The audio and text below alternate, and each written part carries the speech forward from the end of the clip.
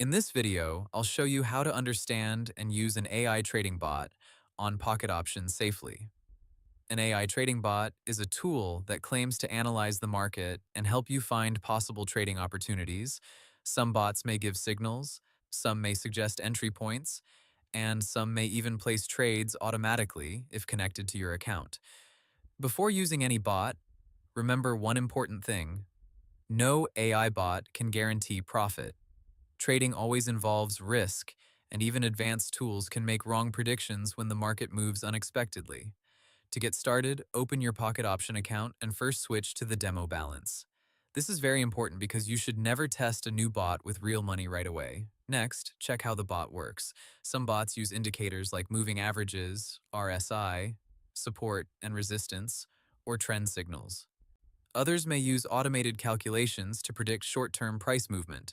Try to understand the logic before trusting the signals. If the bot gives a trading signal, don't enter immediately. First, compare the signal with the chart. Check the market direction, candle movement, and whether the price is near a strong support or resistance area.